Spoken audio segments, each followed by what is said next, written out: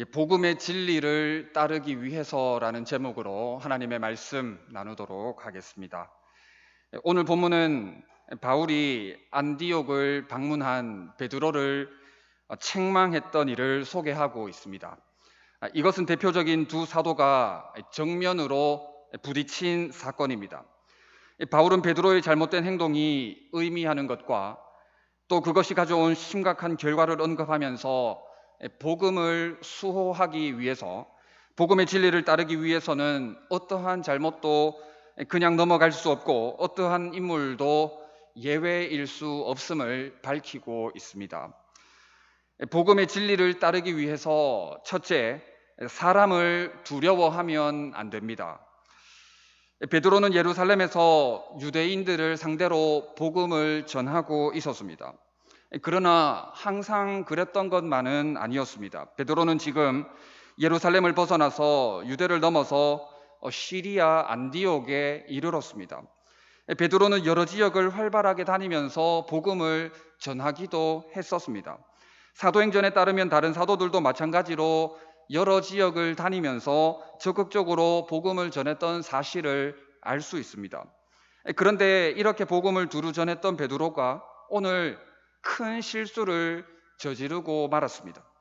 12절에 야고보에게서 온 어떤 이들이 이르기 전에 게바가 이방인과 함께 먹다가 그들이 오매 그가 할례자들을 두려워하여 떠나 물러가매 했습니다.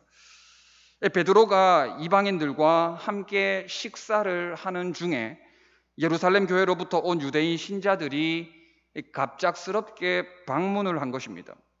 이때 베드로는 이방인들과 함께 음식을 먹고 있었는데 그들의 갑작스러운 방문에 그만 그 자리를 떠나고 만 것입니다.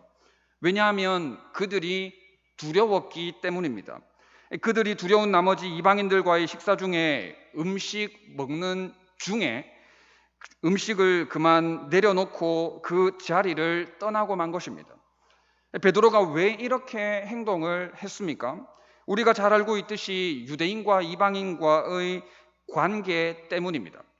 유대인들은 이방인을 무시했고 멸시했습니다. 유대인들은 이방인들을 인간으로 취급하지 않았습니다. 그런 취급을 받는 이방인들 역시 유대인들을 좋아하지 않았습니다. 시대적으로, 문화적으로, 역사적으로 그런 배경을 가지고 있었습니다. 그런데 복음으로 말미암아, 예수 그리스도로 말미암아 그들은 하나가 되었습니다. 십자가 사건으로 말미암아 유대인과 이방인 그들은 하나가 되었습니다. 예수님께서 막힌 담을 허물어 주신 것입니다. 에베소서 2장 19절에 그러므로 이제부터 너희는 외인도 아니요 나그네도 아니요 오직 성도들과 동일한 시민이요 하나님의 권속이라 했습니다. 예수님께서 친히 모퉁이 돌이 되어 주신 것입니다. 복음으로 말미암아 유대인과 이방인이 동일한 시민이요 하나님의 권속이 되었던 것입니다. 게다가 오늘 본문 앞선 갈라디아서 2장 9절에 보면 그들은 서로 친교의 악수까지 했었습니다. 이것은 서로 간의 사역을 동의하고 신뢰한다는 표시입니다. 서로 동역하고 인정한다는 것입니다. 게다가 여기서 한 걸음 더 나아가서 10절에 보면 베드로를 비롯한 예루살렘 사도들이 바울에게 사역적 도움까지 요청하고 있는 것을 보게 됩니다. 실제로 바울은 예루살렘 교회가 큰 흉년이 들었을 때 안디옥 교인들의 구제금을 가지고 방문했습니다. 그러니까 베드로와 바울, 기독교인이 된 유대인과 이방인 사이에는 거리낌이 없는, 서로가 서로를 돕고 인정하고 존중하는 복음으로 하나 된 관계를 이미 형성하고 있었던 것입니다. 하나 될 수 없었던 사람들이 복음으로 하나님의 가족 공동체를 이루어 나가고 있었던 것입니다. 그런데 베드로의 이러한 행동은, 식사를 마치기도 전에 그 자리를 떠나는 행동은 이 모든 복음적인 요소들을 뒤집어 엎어버리는 행동이었습니다. 예수 그리스도의 십자가로 복음으로 만들어 놓은 관계를 그만 사람 두려워함으로 인해서, 그것도 자기가 사역했던 성도들을 두려워함으로 인해서 모든 복음적 요소들을 뒤집어 엎어버리고 만 것입니다. 이처럼 사람을 두려워하면 복음을 수호하기가 어려워집니다. 세상이 무서워지면 복음의 진리를 따르기가 힘들어집니다. 베드로가 그만 유대인들을 무서워함으로 인해서 앞선 모든 복음적 요소를 무색하게 만든 것처럼 사람이 무서워지면 하나님의 영광을 가리게 되는 경우가 생기게 되는 것입니다. 골리앗은 실제로 두려운 존재였습니다. 그러나 이스라엘 백성들은 전능하신 하나님을 더욱 두려워해야 했습니다. 그러나 다윗을 제외한 그 누구도 하나님을 신뢰하지 못했습니다. 그러니 이방인 나라가 이스라엘 군대 곧 하나님의 자녀를 모욕하는 일을 당하고 만 것입니다. 부끄러운 일을 당한 것입니다. 이것은 하나님께서 이방인에게 조롱과 수치와 멸시를 당한 것입니다.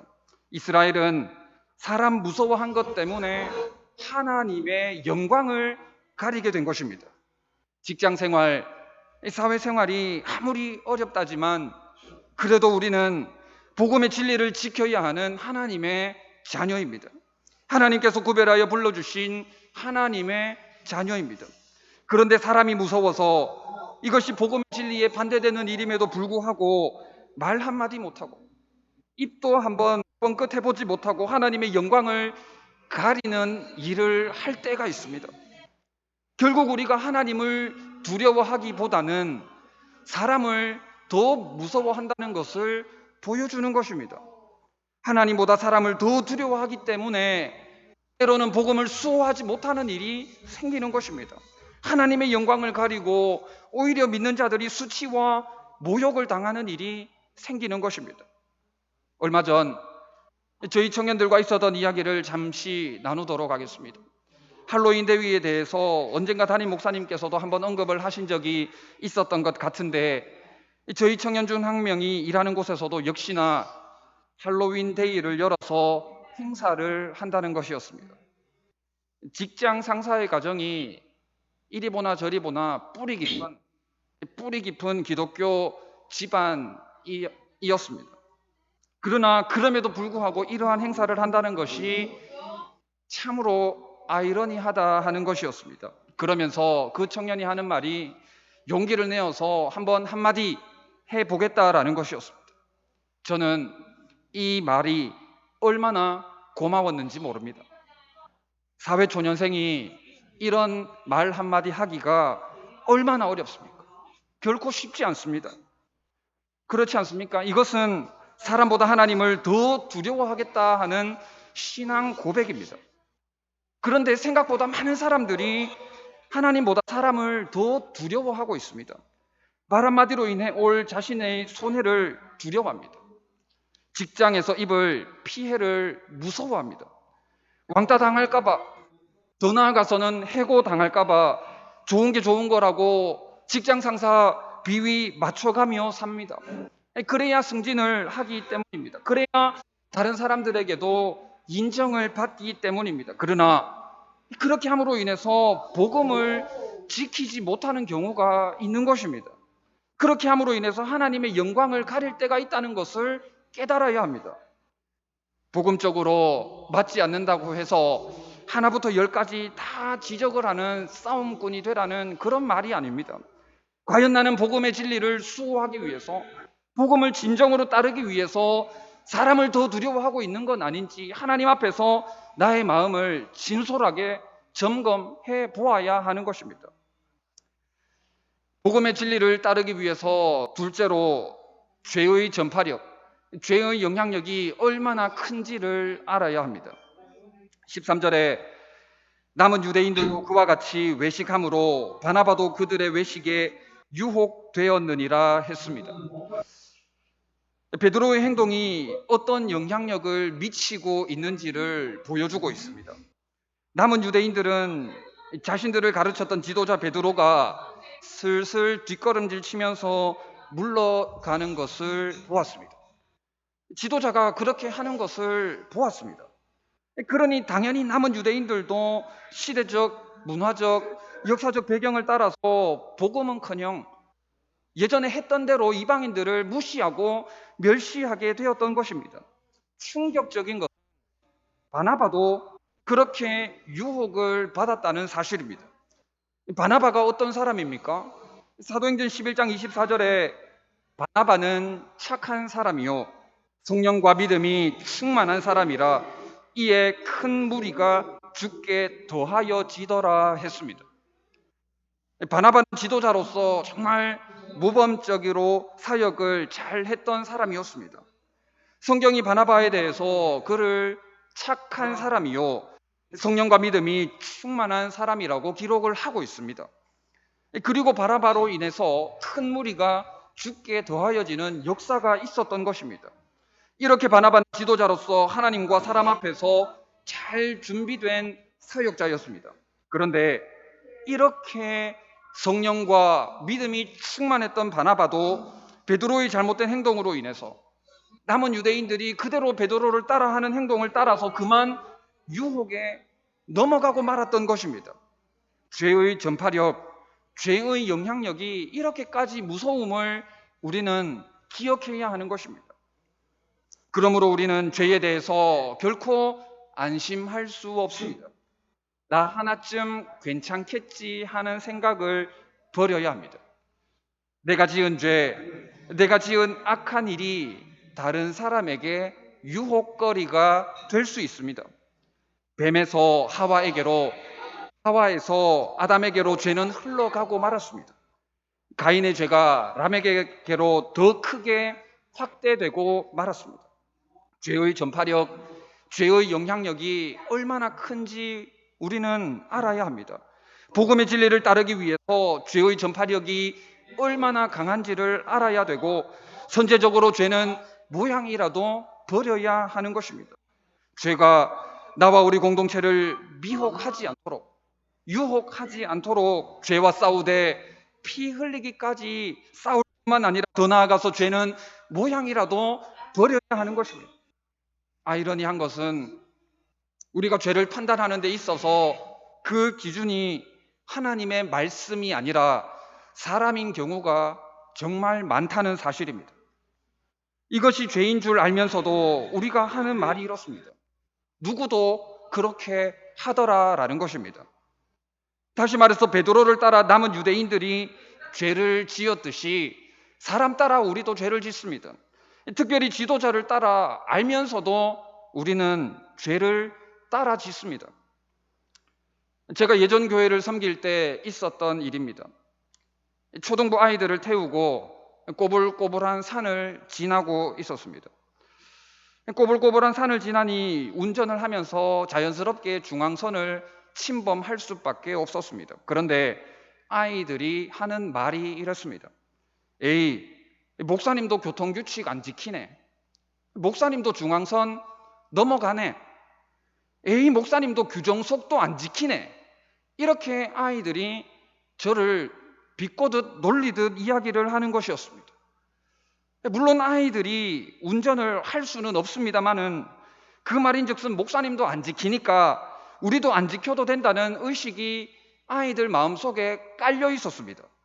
목사님도 안 지키는데 우리가 왜 목사님의 말씀을 들어야 하느냐 하는 것이었습니다. 안 지켜도 된다는 것이었습니다. 결국 누구도 그렇게 하더라 하는 것이 우리로 하여금 죄에 대한 민감성을 무디게 합니다.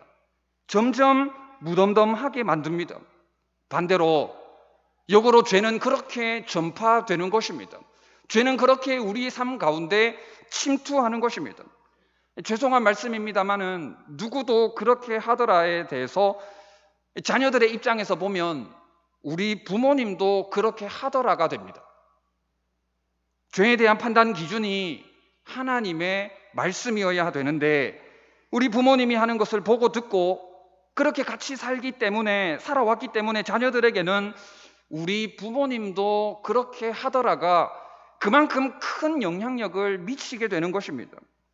지금까지 말로써 자녀들에게 가르쳤던 교육과는 비교할 수 없을 정도로 뿌리 깊게 부모님의 삶의 흔적이 자녀들의 마음속 깊숙한 곳에 자리를 잡고 있습니다. 얼마 전에 저희 집사람이 하는 얘기가 민준이 민서가 통기를 발로 켜고 끄더라는 것이었습니다. 누가 발로 켜고 끄라고 가르쳐 준 적이 없습니다. 가르쳐 준 적이 없는데 발로 켜고 끄는 것이었습니다. 엄마 아빠가 발로 한 것을 본 것입니다. 좀 부끄럽습니다만은 그렇습니다. 그날 이후로 저희가 이야기를 나누었습니다. 아이들이 보는 앞에서뿐만 아니라 앞으로 보든지 안 보든지 발로 하지 말고 손으로 하자고 약속을 했습니다. 어떤 경우에는 우리 부모님이 그렇게 사셨기 때문에 나는 절대로 그렇게 살지 않을 것이라고 다짐을 해보기도 합니다. 그렇게 다짐을 하기도 합니다. 하지만 자라고 보니 어떻습니까? 자라고 보니 부모님처럼 그렇게 살고 있는 것입니다. 나도 부모님의 전철을 따라 그렇게 살고 있다라는 것입니다. 죄의 전파력이 그만큼 강한 것입니다. 우리는 죄의 영향력이 그만큼 강하다는 것을 알아야 합니다. 이것을 모르면 복음의 진리를 따라 살래야 살 수가 없는 것입니다. 셋째, 복음의 진리를 따르기 위해서 복음을 알아야 합니다. 14절에 바울은 그들이 복음의 진리를 따라 바르게 행하지 않음을 보았습니다. 이것은 결국 그들이 복음을 몰랐다고 보아야 합니다. 다른 한편으로는 바울은 복음을 알았습니다. 바울은 복음에 대해서 분명히 알고 있었습니다. 복음이 무엇인지, 복음이 무엇에 대해 말씀하고 있는지에 대해서 선명하게 알고 있었습니다. 그렇기 때문에 베드로를 비롯한 그들이 복음의 진리를 따라 바르게 행하지 아니함을 볼 수 있었던 것입니다. 알았기 때문에 보였던 것입니다. 그 복음에 대해서 잘 알았기 때문에 보고 책망할 수가 있었던 것입니다. 이처럼 우리도 복음의 진리를 따르기 위해서는 복음을 알아야 합니다. 복음을 모르는데 어떻게 복음의 진리를 수호하고 복음의 진리를 따를 수가 있겠습니까? 우리는 반드시 복음을 알아야 합니다. 그래야 복음의 진리를 따를 수 있는 것입니다. 출애굽기 17장에 아말렉과 이스라엘의 전투에 대해서 기록을 하고 있습니다. 모세는 하나님의 지팡이를 손에 들고 산꼭대기에서 하나님께 기도를 드렸습니다. 아론과 훌이 모세를 도와 같이 기도를 했고 여호수아는 현장에서 그들과 전투를 벌였습니다. 전투를 이기고 지기를 반복하다가 결국 하나님께서 이스라엘의 승리를 허락해 주셨습니다. 이때 하나님께서 모세에게 하신 말씀이 이것입니다. 여호와께서 모세에게 이르시되 이것을 책에 기록하여 기념하게 하고 여호수아의 귀에 외워 들리라 라는 것이었습니다. 이 승리에 대해 책에 기록하고 기념하라는 것은 잊어버리지 말고 반드시 기억하라는 말씀입니다. 그리고 여호수아의 귀에 외워 들리라는 것은 여호수아를 복음으로 가르치라는 것입니다. 다시 말해서 복음에 대해서 알도록 하라는 것이었습니다. 복음이 위대한 승리를 가져온 것임을 피부로 알 뿐만 아니라 머리로 지식으로도 알게 하라는 것입니다. 왜 그렇습니까? 왜 이렇게 해야 합니까? 이렇게 피부로 머리로 지식으로 알아야 복음의 진리를 따를 수 있기 때문입니다. 그러므로 복음의 진리를 따르기 위해 우리가 복음을 알아야 되는데 복음을 알기 위해서 한 가지만 권면을 드리려고 합니다. 코로나 이전 목장 모임이 활발하게 되고 있을 시절에 우리 성도님들로부터 이런 이야기를 종종 듣곤 했습니다. 무슨 이야기냐 하면 목장 나눔을 위해서 담임 목사님의 설교 말씀을 한 번 더 들었더니 이해가 되니 더 큰 은혜가 되고 그 은혜를 목장 모임 가운데 나누었더니 목장 모임이 참 풍성하게 은혜롭게 잘 진행이 되더라 하는 그런 말씀을 종종 들었었습니다. 그런데 제가 홈페이지에 들어가 보니 코로나 전 조회수하고 코로나 시절인 지금의 조회수는 제법 많은 차이를 보이고 있었습니다. 다시 말해서 예전만큼 담임 목사님의 설교 말씀을 한 번 더 듣는 케이스가 그만큼 줄어들었다는 것을 보여주는 것입니다. 조회수가 많다고 해서 무조건 그것을 내실 있게 다 들었다고 볼 수는 없지만 현상적인 요소를 보면 그렇습니다. 사실 그렇습니다. 지금은 목장 모임을 가질 수 없기 때문에 실질적으로 그런 상황이기 때문에 설교 말씀을 한 번 더 들을 이유가 없다고 여기는 분들도 있을 수 있습니다. 물론 이런 모양으로 저런 모양으로 몸부림치는 잘하고 계시는 분들도 많지만 우리의 영적 성장을 위해서는 이렇게나 저렇게나 몸부림치지 않을 수 없습니다. 예배에 생명을 다하는 것은 기본 중의 기본입니다. 그것은 누가 뭐라 해도 기본 중의 기본입니다.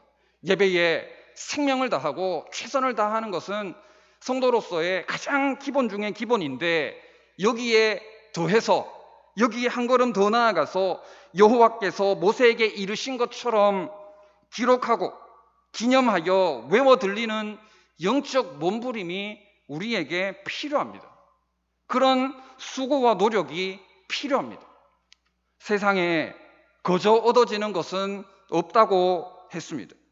복음을 알아가는 데 있어서도 마찬가지입니다. 복음을 알아가는 데 있어서 어떻게 거저될 수가 있겠습니까?